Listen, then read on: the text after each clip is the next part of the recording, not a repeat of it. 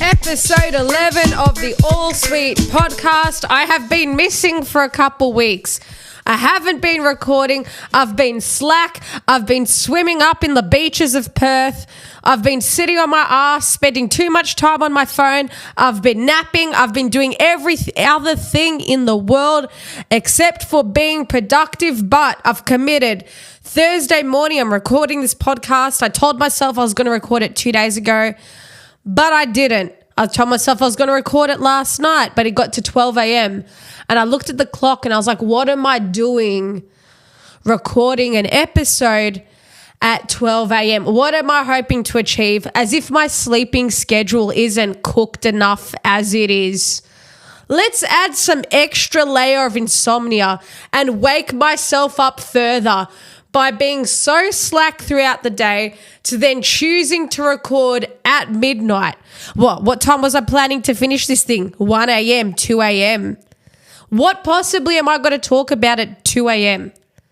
My poor brother's sleeping in the next room, just listening to his sister, his single sister, verging on 30 years old, talking by herself in her room.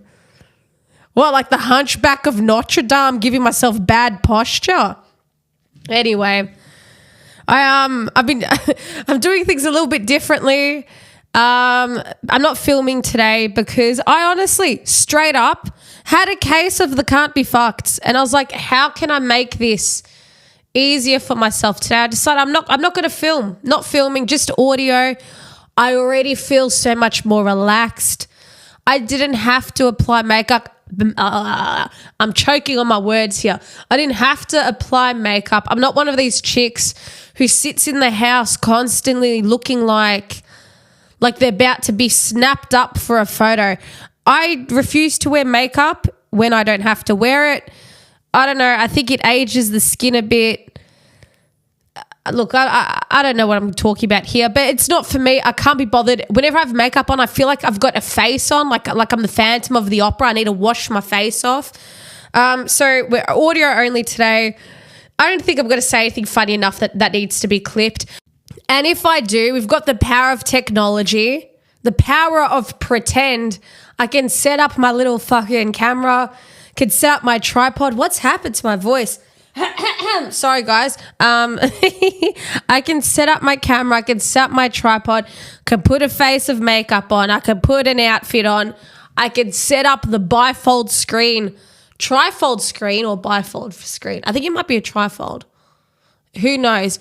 I can set up my little screen behind me and create a fake, authentic filming scenario and create the clips online for the attention that I don't necessarily desire to have, but have to have because, God forbid you be in an industry where you have to create things, because the only way you can continue creating things is to have people like the things that you create, so then you can have an audience who will buy your product, which is essentially the thing that you create.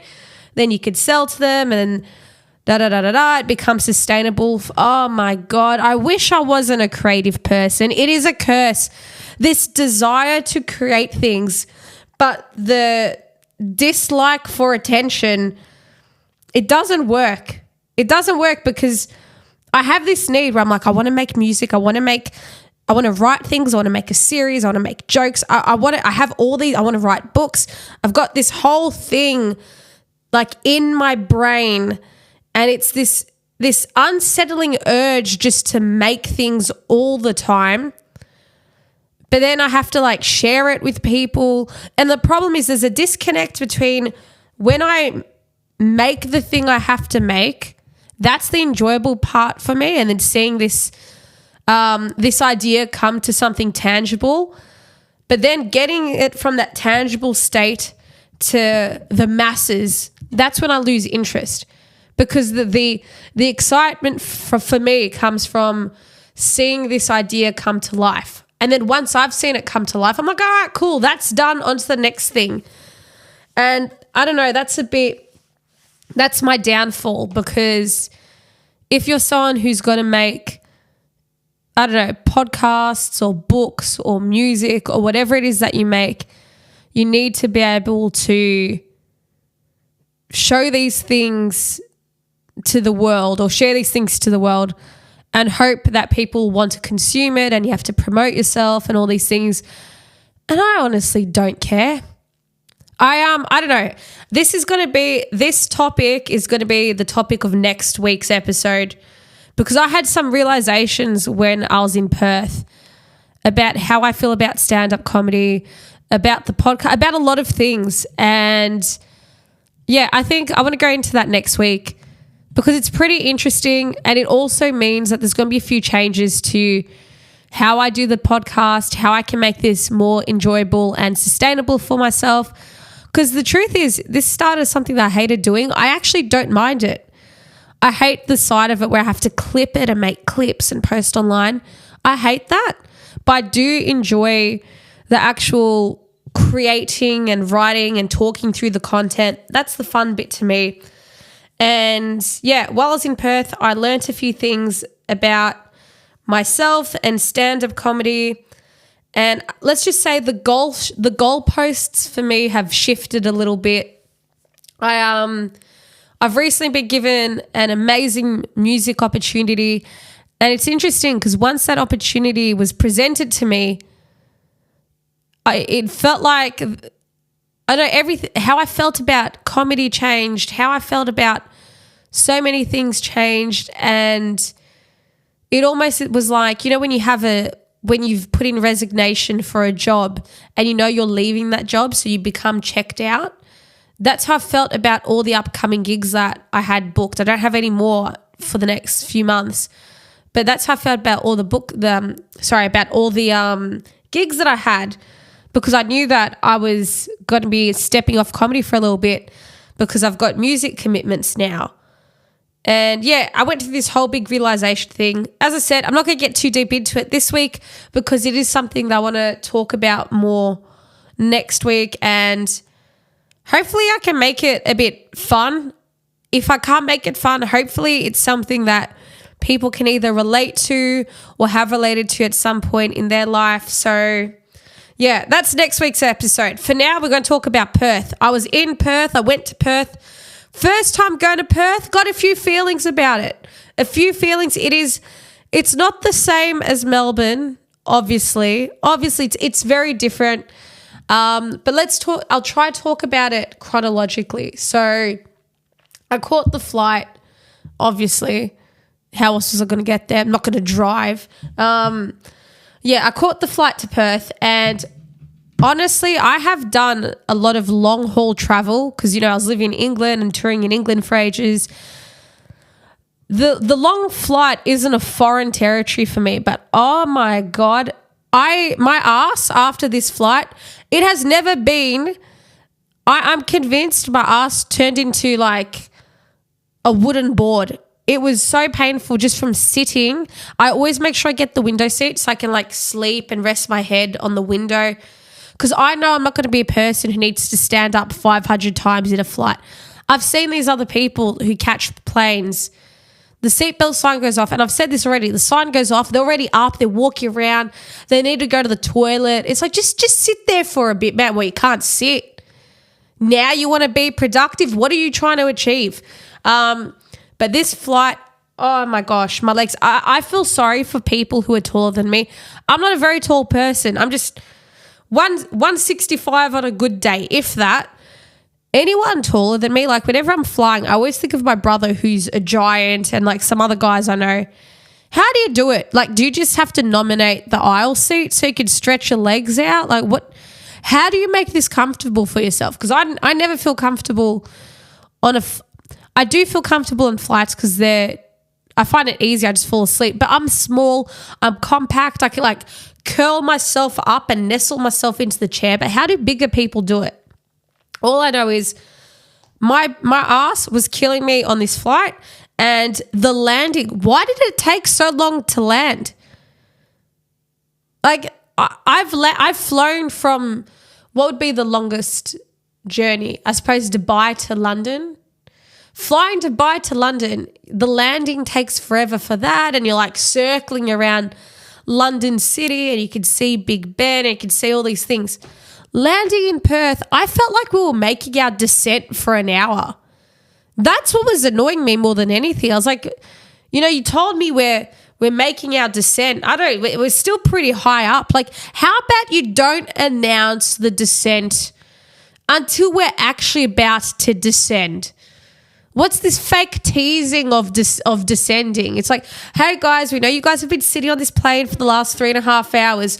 Don't worry, we're descending now, are we? Because I'm looking out the window. It's been looking about the same for the last 45 minutes. Don't tell me about the descent until we are basically approaching the runway.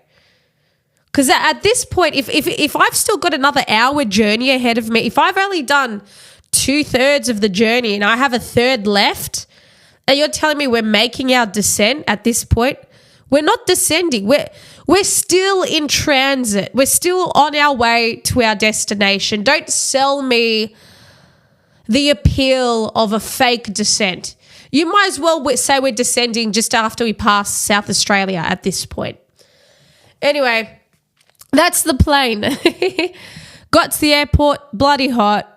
But, she's a seasoned traveller, so I had my little shorts underneath my tracksuit, stripped down mid-airport. Everyone's looking at me like, what's going on with this chick? She thinks she's a Chippendale, take you off the Adidas pants in the middle of the airport. Did that. Very interesting city, I have to say. Perth, you're interesting. You are very relaxed. A bit too, get yourself some urgency about you. I'm trying to think. I'll try to tell everything chronologically. But my first, for example, I did the usual thing. I went to the turnstile. Is it a turnstile? I don't know, the gates for the train. You can't exit and go to a station by tapping on your bank card. Funny thing enough, for me to assume I could tap my bank card, I can't even do that in Melbourne. But every other city in the world, you could tap your bank card and it works. That doesn't work in Perth. They're still on paper tickets. Perth hasn't evolved beyond 1970. It's kind of cool. I don't mind that. Went to Perth, went into the city. I stayed near the venue I was performing, which was convenient because, I don't know, I had a few friends of mine say, you could stay at my place or at our place. That's all well and good, but I know me. I'm going to want to go back to my accommodation at least 4 times during the day to touch up my makeup, to have 5 showers throughout the day, to nap. You can't have the same luxuries when you're staying at someone's house. I was like, nah, I'll go with accommodation, and that's that. I just had the realization because I was like, these are paid gigs. It's fine. I make money. Doesn't matter. I'd rather pay for accommodation and make the money back on my gigs than stay at someone's house. But you know what? I set off my invoice. I haven't been paid yet. That's a fun realization, isn't it? Well, need to chase that one up. The first day in Perth, I didn't do too much. I kind of just chilled. Like I said, Perth was a tricky one for me because heading to Perth, I was a bit checked out of stand-up comedy. And that's a tricky place to be in when the whole reason you've done the 4.5-hour journey is to perform stand-up comedy. But you've arrived and your head and heart aren't in it. It was a very weird feeling to feel like that. The first night, I did nothing comedy related. I went and saw the Circus Cabaret show, which I'll be performing in Melbourne. Fantastic show. I've seen it twice. I've seen it in Sydney. I've seen it in Perth. And every time I've gone, I have had so much fun. I've announced it on my Instagram page. Check it out there. If you care at all, you might not even care. Be like, oh, I don't give a shit. She's playing bass in something. I'm going to be seeing people dangling from the ceiling.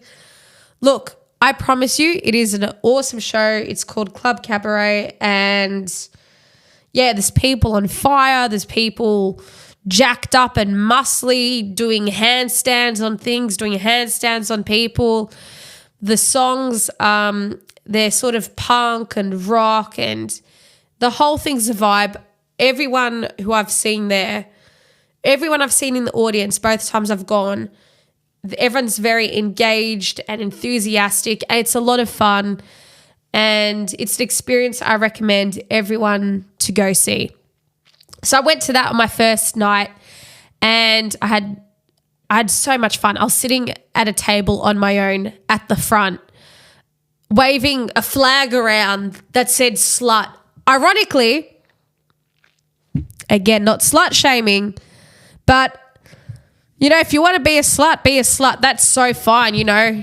The slut movement is strong in 2025, but in saying that, people who know me would be like, not really the kind of person who probably warrants to be waving a slut flag around.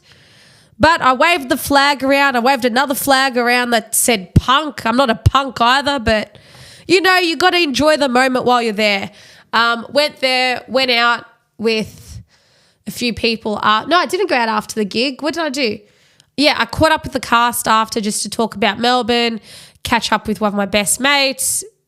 And then I was like, right, I'm done, went back to the hotel. That was the extent of me going out in Perth that night. Like I said, I was already checked out, and it's a shame because I had a lot of friends in Perth because the Perth Fringe Festival was on. I didn't message anyone. I didn't try to see anybody. I was just so checked out from the whole thing.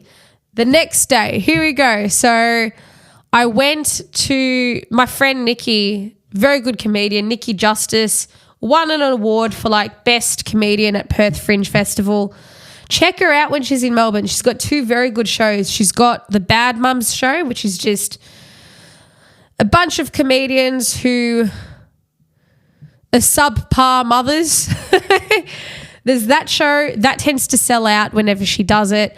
And then she's got her solo show.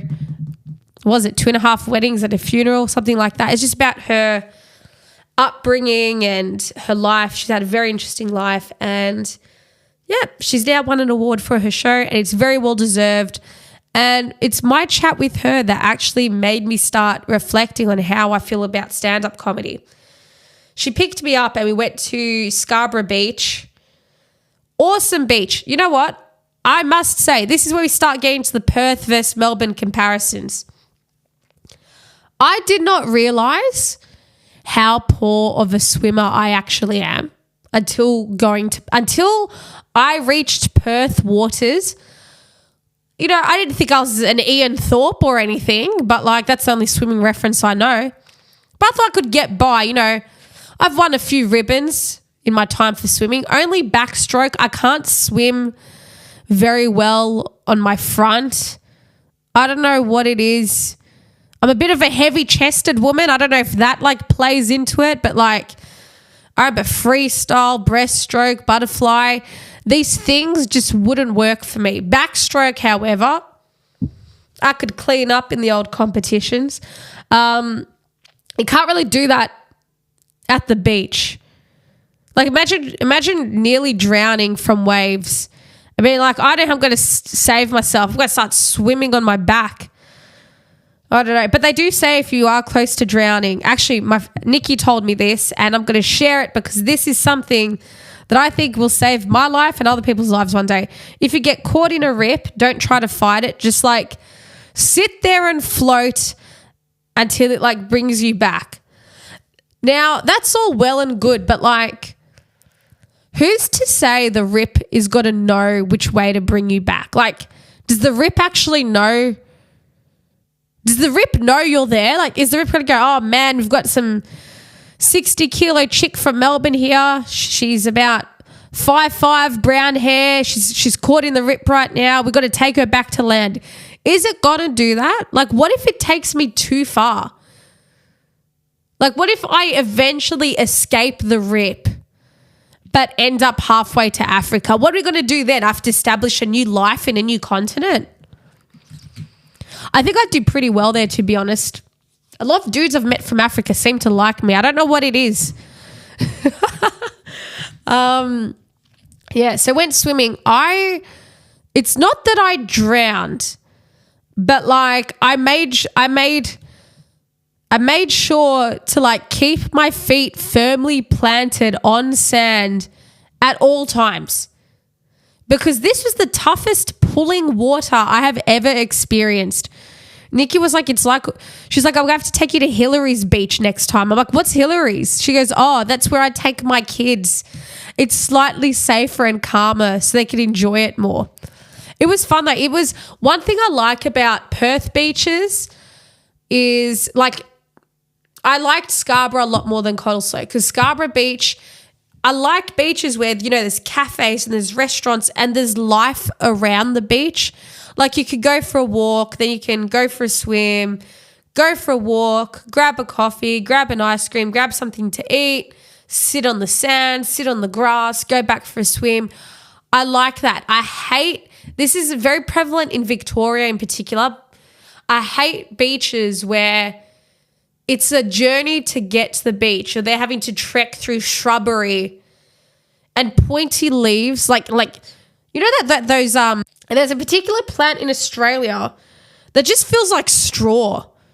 I'm not sure if it's like just been burnt from our climate, but you walk past it and it's pointy and it's sharp and it just digs into your legs. And I don't want to have to fight through that just to get a glimpse at calm oceans. That's not for me. I don't find it relaxing, because once I'm there, I'm like, now what? What am I doing? Do I just sit here?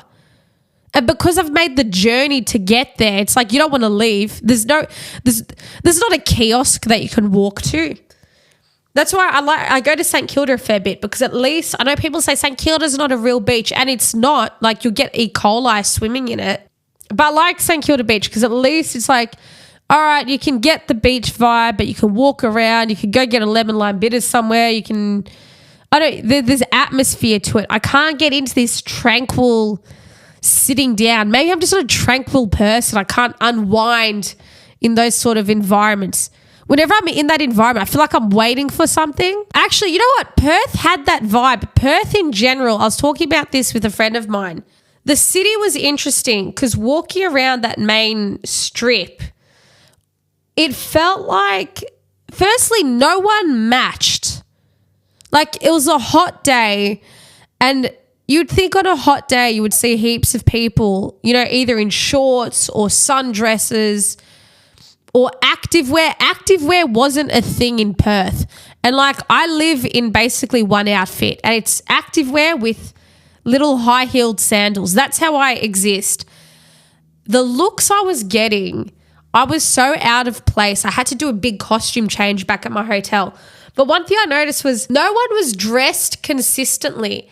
It felt like everyone, you know when you see a Mikey inspector on the trams in Melbourne and they're like undercover, but their outfits don't match the environment or like just don't work. It's like the Salvation Army just like dress them with whatever items they couldn't sell. That's what Perth looked like. Everyone wears a lot of colour. Everyone's like decked out in sports girl, which frankly, worst shopping brand ever. Like, who are your clothes for? That's one thing I always wondered. Who is sports girl making their clothes for? They're making it for the people of Perth. Everyone in Perth is like an NPC. I felt like I had been loaded into a game, but the rest of the game was still spawning. So characters were still loading and the setting was still loading. Like, it was very calm, but it felt like they were either packing down for an event or like about to set up for an event. It felt like I had just missed something from happening or something was about to happen. It was a very bizarre feeling. A lot of people were telling me, oh, be careful when you go to Perth. There's a lot of meth heads. There's a lot of meth heads in Perth. They're telling me this like we don't have meth heads in Melbourne. Like, we've got meth heads in Melbourne. The difference between a Perth and Melbourne meth head is like your meth heads are just ex-miners who wanted to stay by the coast, whereas our meth heads are like ex-art students who want to pretend they've got a problem. So that's how I describe the city. The city was like a campaign within a game, and all the other characters and the key landmarks are still spawning. That's how I found the city. I went to Actually, when I was in Scarborough, we're jumping from the city to Scarborough here as I recall some facts. When I was in Scarborough, me and my friend, we went to this cafe and the whole vibe was really relaxed. There wasn't many people there. Whereas you go to a cafe in Melbourne at any time, you're lucky to get a table half the time. People are rushing you out. I hate the rushing certain cafes give you. Like I like to nurse my coffee and nurse the experience. I don't need to be rushed out of there. I was in Fitzroy with my mum the other day and like the guy just kept collecting stuff off the table.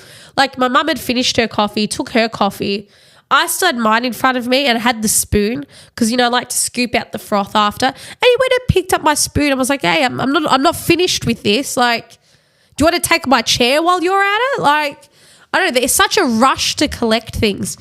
And I think that's just a cultural thing. I think because I do come from obviously an ethnic background and I think I'm accustomed to certain things that you don't really collect things from people until they're truly done with it. And that's why whenever I've been to a cafe or a restaurant that's owned by ethnic owners, they kind of know to leave you be. Whereas I feel like it's a very Australian and Anglo thing of, oh, they appear to not be using that. Better collect it, better get out of their way. It's like, no, leave my things and let me be until I tell you I'm done. Anyway, back to Scarborough. Man, I've gone from like Murray Street to Scarborough to Fitzroy in Melbourne back to Scarborough in this one discussion. I hope you're following along here. Anyway, so at Scarborough and I ordered an iced coffee. Now, this is where things get a bit like tricky. I know iced coffee at times can just mean, coffee and milk. I know some places interpret iced coffee as coffee, milk, and ice cream. And if you just want coffee and milk, then you have to order an iced latte. But that I've always found the term iced latte like wrong because when I think of a latte, I picture frothed milk and you don't get that in an iced latte. I know, iced coffee with ice cream. It should be, do you want an iced coffee, yes or no? Do you want it with or without ice cream? That to me makes most sense.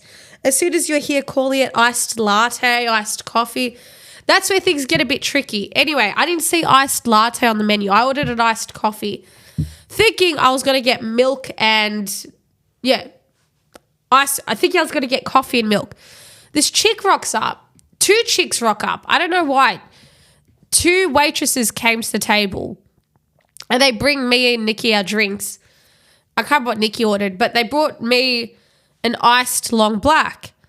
And I'm looking at that. I was like, oh, I've ordered an iced coffee. Now, fair enough if in Perth, iced coffee is what they call an iced long black. So I was like, oh, I've ordered an iced coffee. I haven't ordered that. The chick, not the one who served me, but the other one turns around and goes, oh, an iced coffee comes with ice cream. I'm like, oh, I didn't want ice cream, but I wanted like the coffee and like iced coffee and milk. And she goes, oh, that's an iced latte. And I was like, oh, so iced coffee is ice cream and iced latte has without. She goes, yeah, exactly. I said, well, and then she's like trying to argue with me.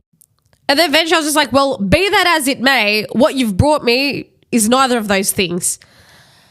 And in that moment, I could tell they were a bit taken back. Now, look, when I was in Perth, I did not see a single Eastern European person the whole time I was there. And we have a very cutting way when we speak. And I could tell they have not encountered someone speak with such precision as I do at times. And I said that and they were like, we are sorry. And then they went back and replaced my drink. And I felt bad the whole time. And that was that. And now I know the difference between iced coffee and iced latte and all this. And I also know that sometimes I sound like a bit of a bitch. And I am truly sorry. The service in Perth was weird. And I found this everywhere I went. There was like no urgency to anything. Like I would walk into restaurants and cafes. I was at one cafe having breakfast one of the days and I was sat like, you know how you can have the cafes where you can either sit outside or you can sit inside, like out the front, or you can sit inside, or they might have like an outside area at the front that's set up more so in the middle of the street, not necessarily attached to the cafe. I ended up in a cafe. Yeah, I ended up at one cafe where the outside seating area was way out in the middle of the street. So I ordered my food at the like counter. I went outside with my little number, picked my table, sat there. They come and bring me my food, and this is a new thing with a lot of places where they refuse to bring you water. It's funny because they're adamant on taking your table away when you look slightly close to finished, but God forbid they actually bring you anything when you need it. So they brought me my food. I said, oh, do you mind also if I get a glass of water? And she goes, yeah, you can get a glass of water, but you have to go inside, round the back. Then there'll be an archway, go through the archway up the stairs, and then there's like a watering station. Why are you sending me on an expedition where you could just bring me the glass of water? Also, let's not forget, I'm having food by myself. My table is in the middle of the street. I'm not just going to get up and go for a wander, go for a walk. Like, just bring it to me. Why is it such an ordeal? I found Perth not very good in terms of the service at places, and they don't have QR codes, which I get because, you know, coronavirus and all this bullshit, that wasn't really a thing in Perth, so they didn't need to bring the QR codes. They didn't really have lockdowns, which I respect. But where's the table service? I went to another, and it happened again. I thought maybe I just flicked one place with poor service. Then it happened at another place where I rock up, and how it works is you pick your table, then you go to the front to order. So I pick, all right, I'm at table 92. Guess this is where I'll sit. I get up, and again, I'm by myself. It took like 10 minutes for someone to serve me at the counter. Like I said, there's no urgency. Everyone's acting like they're inconvenienced by the fact you're even there. I ordered my food, like, oh yeah, which table are you at? I was like, well, I was at 92, but in the time you've taken to serve me, someone's taken my table now. I could tell the chick didn't like that when I said it. But I'm spitting out facts here, babe. And then I went, sat down. They bring me this burger. I sat at some random table. They couldn't find me, mind you. So I was like, see, your system, the fact you were like, no, we'll find you, and you couldn't find me, tells me your system is a bit broken. They come to the table. They bring me this burger after I like signal out to them. No napkins, no nothing. I'm like, again, so what is this thing? I'm going to have to get up, leave my table to go on a scavenger hunt for napkins. And this was everywhere I went. And my friend was like, I messaged a friend of mine who used to live in Perth. I'm like, what's with this lack of service everywhere? He goes, oh, it's no big deal. You just fucking, you put your phone there, or you put your glasses there. My glasses say Prada. I'm not going to leave them at the table. I've got an iPhone 16 that cost me, like $2,000. I'm just going to leave it at the table now. Are you kidding me? So all that stuff I found. And I think if I'm somewhere and I'm in, it's called hospitality. Where's the hospitality at the end of the day? And I've never been the kind of person who expects to be doted on and all these things in these places. But, you know, just bare minimum service would be nice. Like, why do I have to go to these places? You're basically putting me on the payroll just so I could get myself a water and some napkins. There are a lot of weird accents in Perth as well. Like, I'm not sure if Perth just attracts a lot of international people, but I did not hear many Australian accents. And the accents I did hear that were Australian had a lot of English influence behind it. So I'm not sure if these are people who maybe moved to Perth as teenagers or in their early 20s from England, so their accent has become some weird hybrid thing. But I don't know, when I was in Perth, I felt like I was overseas. And you know what? It's a really nice city. It's just a weird city, and I felt very out of place. I did, however, meet a chick from South California, or SoCal as she called it. most annoying accent I've ever heard, if I have to be honest. And I am someone, I typically find the American accent quite, intoxicating. Whenever I hear an American accent, particularly New York or New Jersey, Los Angeles, Texas, you know what, just American accents in general, there's something about it that makes me want to listen to what they have to say. It's very encapsulating. Like, an American person can be talking such bullshit, but I will be immersed into the conversation. There's some authority behind how you speak that makes me want to listen to you, and I can't exactly point out what it is. Like, I've met many a person from America, male and female, and for some reason they could be very average looking, but instantly they become the most attractive person in the room just because of how they speak. I think if there's a conviction behind how they talk, which makes it more engaging. That's my thing. Maybe some people disagree. But one thing I have to say is the Southern Californian accent has to be one of the most annoying accents I've ever heard. Why does everything take so long for you to say? And more on this Perth trip, I realized I'm someone that just craves efficiency with a lot of things. Like, whether it's service or whether it's someone speaking. And I know I take a long time to get to the point, but my words per minute is quite high. This chick, I was talking to her, oh my God. She was telling me about how it's her first time in Australia, and the whole conversation was just, yeah,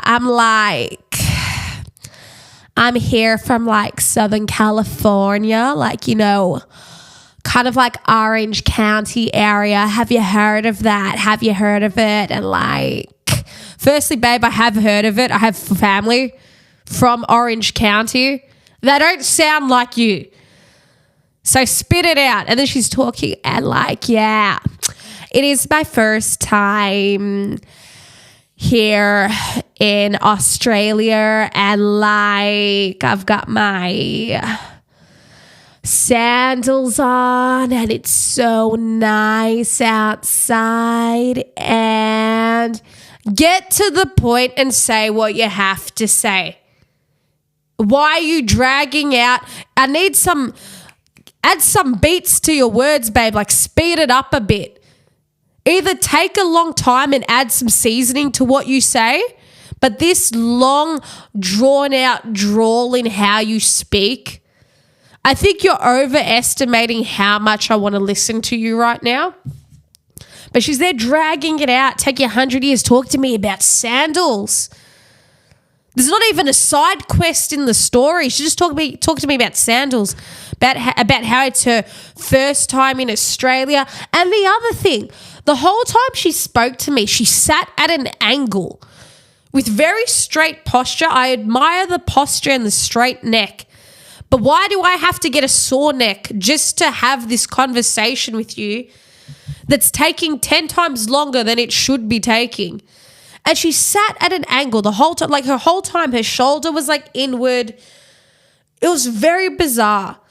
And Jacinta, in true Jacinta fashion, just left. I left I didn't just leave the conversation. I left the venue and took a nap. That's how exhausting I found this whole interaction.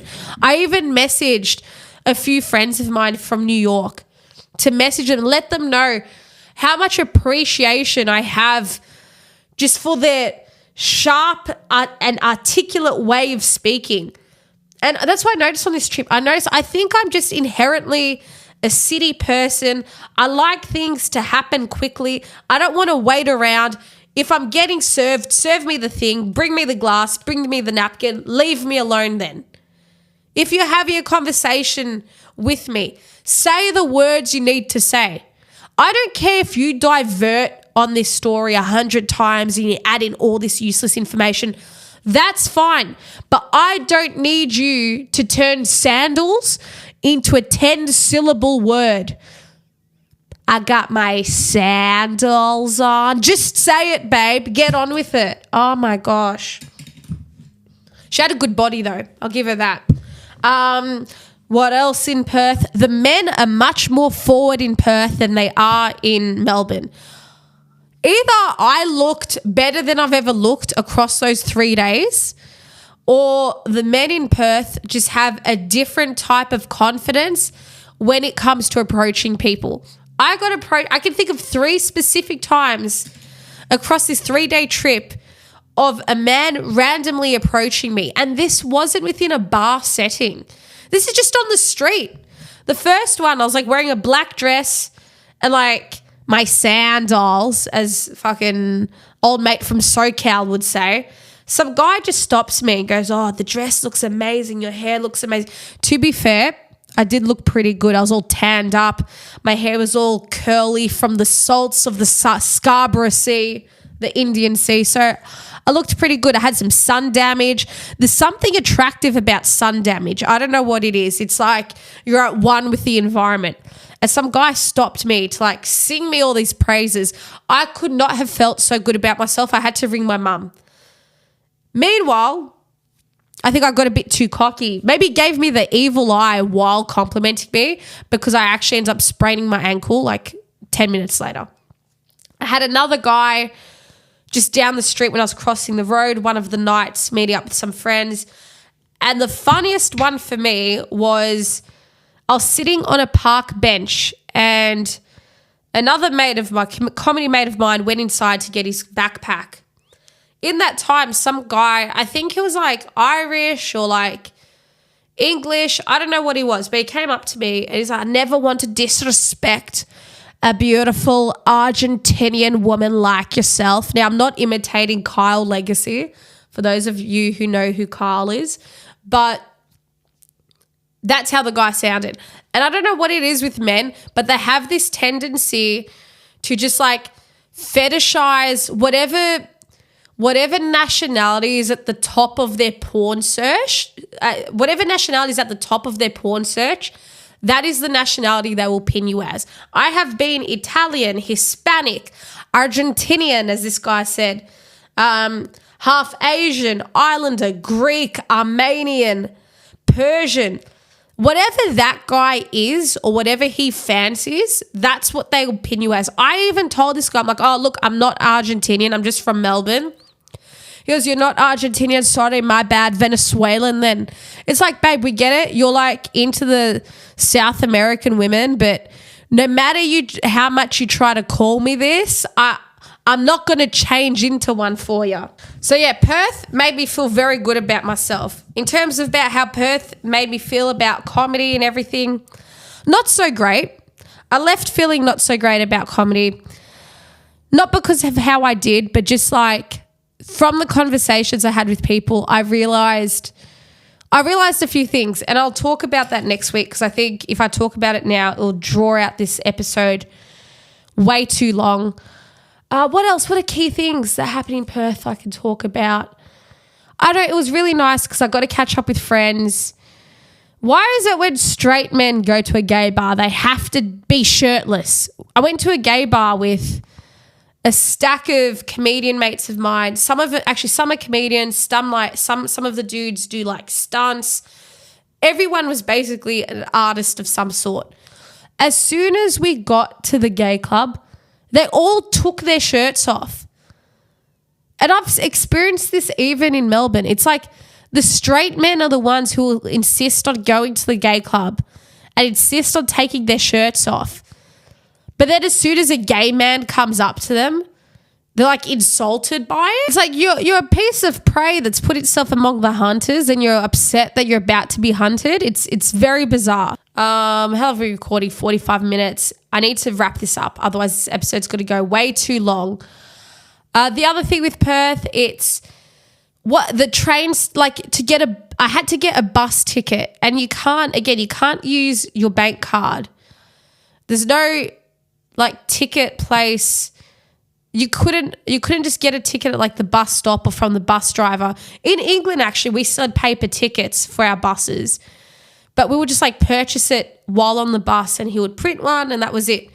Whereas in Perth, if you need to buy a bus ticket, you have to go to the train station, but the train station isn't always near the bus stop. And that makes no sense to me. Like, why am I commuting to get a ticket I'm having to catch a source of transport to get a ticket in order to catch transport? It just feels a bit backwards. We're adding too many steps. And again, it comes back to the whole thing in Perth of there's no urgency to anything. And you know what? If there's anything that I've learned, I think I'm someone who requires urgency and thinks to be sharp and snappy and to get to the point. And for that reason, I'm going to end this podcast here. I've been talking for 47 minutes. What have I talked about? Who fucking knows? We've talked about me having an argument over a coffee and nearly drowning. But yeah, I'm going to wrap it up and move on with my life for today. That's episode 11. Hope you enjoyed it. I'll be back with episode 12 next week. And then after next week, I'll be changing up how I do the podcasts slightly to keep it fun for me, fun for you guys, and fun for what knows else. Anyway, guys, episode 11 of the All Sweet podcast. I'm Jacinta Jaye. Catch you later.